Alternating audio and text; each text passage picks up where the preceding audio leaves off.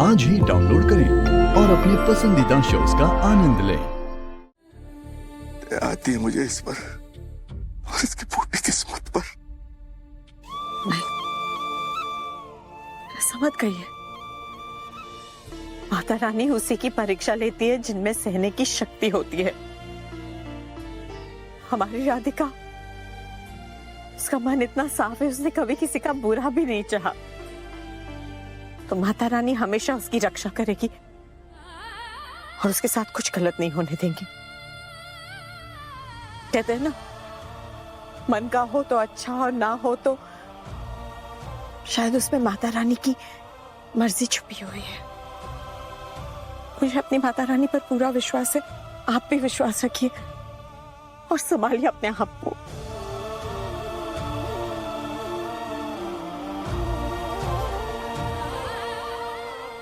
क्योंकि अगर आप अपने आप को नहीं संभालेंगे तो फिर हम कैसे करेंगे?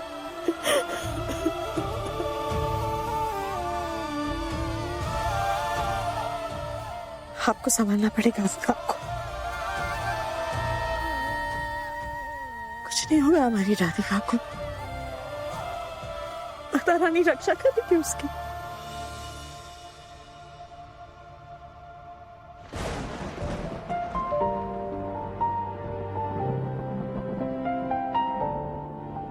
ईशा, कहाँ थे? इतनी देर लगा दी। चलो, मम्मी और भैया के अंतिम संस्कार की तैयारियां करनी है ना। ईशा रुको, मैंने सब कुछ कर दिया, सब हो गया। तुम्हें कहीं जाने की जरूरत नहीं है।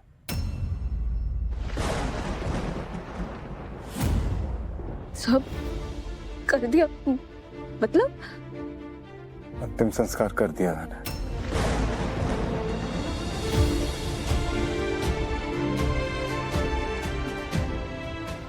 तुमने मेरे बिना अंतिम संस्कार कर दिया?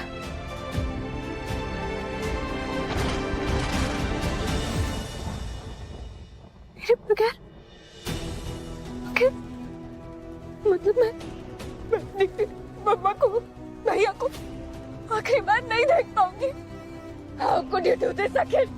कैसे किया तुमने? किसने दिया तुम्हें करने का अखिल? How could you do this? मैं उनकी बेटी हूँ। मेरे बिना तुमने उनका अंतिम संस्कार कैसे किया अखिल? कैसे? How could you do this? Shah, calm down baby.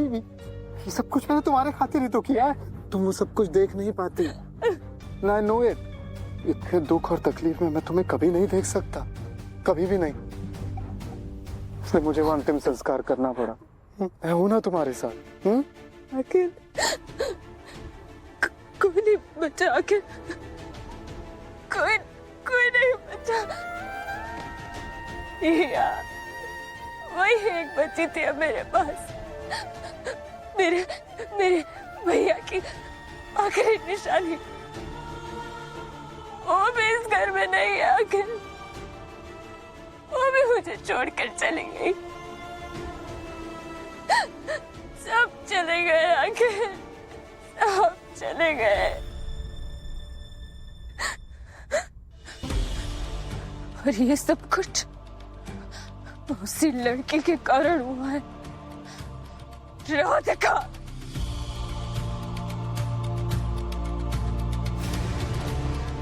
Radhika ने मुझसे मेरा सब कुछ छीन लिया आखिर। राधिका, तुमने मुझसे मेरा पूरा परिवार छीन लिया राधिका। अब मैं तुम्हारा सब कुछ छीन लूंगी राधिका। इसकी बहुत भारी कीमत चुकानी पड़ेगी तुम्हें। और सिर्फ तुम्हें नहीं, तुम्हारे पूरे परिवार को राधिका। तुम्हारे पूरे परिवार को इस चीज की कीमत चुकानी पड़ेगी। बहुत भारी। हाँ बेबी, हाँ, हम सबसे बदला लेंगे दोनों। मैं हूं ना तुम्हारे साथ।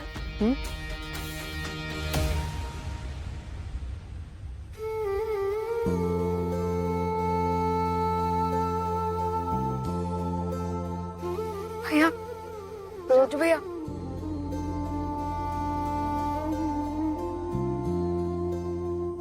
कुछ भी बिना खाए सो गए। चलिए थोड़ा खा लीजिए। झूठ, कोई पेट वेट नहीं भरा है। मैं जानती हूँ आपसे भूख बर्दाश्त नहीं होती। चलिए खा लीजिए। बिटिया, जब से विवेक ने इसे अनाथ बोला है ना, इस बच्चे की भूख ही मर गई है। भैया, कोई कुछ भी बोले, आप हमारे बड़े भाई हो और ये सच ना कोई नहीं बदल सकता।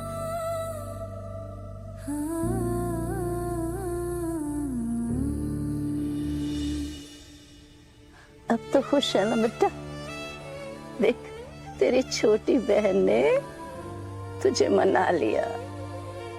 देख बेटा, ज्यादा नहीं सोचा करते। अरे तू तो इस घर का बेटा है, मेरा लाडला पोता है ना, और हमेशा रहेगा।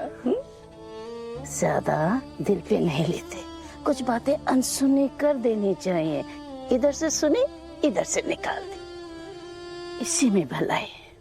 चल खा ले, खा ले, खा ले। चलिए खाइए। आज मेरे भाई को मैं अपने हाथों से खिलाऊंगी। चलिए मुंह खोलिए।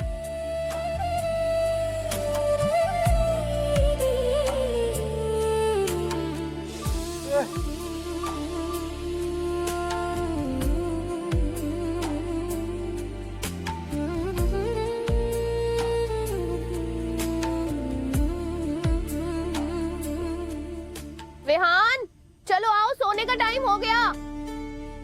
राधिका का बर्ताव देखा? ऐसे लग रहा था जैसे उसी ने निया को जन्म दिया हो। ये समझ नहीं रही है, जज्बाती हो रही है। अरे वो बच्ची सिर्फ हमारे लिए मुसीबत है, मुसीबत, और कुछ नहीं है। अगर वो बच्ची इस घर में आई ना तो हमारा सिर्फ नुकसान होगा और कुछ नहीं होगा, मैं कह रहा हूँ। छोटी सी बच्ची है वो, आप कैसे उसके बारे में ये सब बातें बोल सकते हैं? बेचारी बच्ची, छोटी सी उम्र में उसने कितना दुख देख लिया है, और हमेशा के लिए थोड़ी ना रहने वाली है वो हमारे घर में।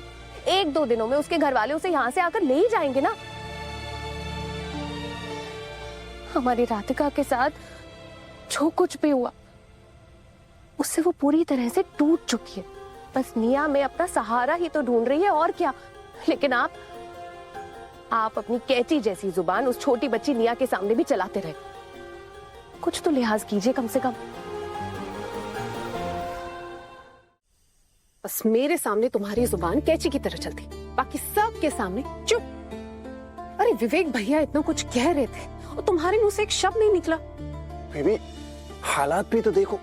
मैं ऐसे टाइम पे राधिका दी से कैसे कुछ कह सकता था? कुंडली दोष के कारण वैसे उनकी शादी किसी से नहीं हो रही। मुश्किल से एक रिश्ता तय हुआ था, एक लड़का मिला था, वो भी एक्सीडेंट में। अब ऐसे में तो लोगों को सच लगने लगेगी ना वो कुंडली वाली बात, क्योंकि पर्चा जो मिल गया। ऊपर से इस सिचुएशन में राधिका दी उस बच्ची को घर लेकर आ गई है। अब तुम खुद ही सोचो, एक तो कुंवारी, ऊपर से वो बच्ची राधिका दी को माँ कहकर बुलाती है। ऐसे में तो हो चुकी ना शादी। अगर वो नहीं समझ रही तो हम सबको मिलकर समझाना होगा ना उन्हें।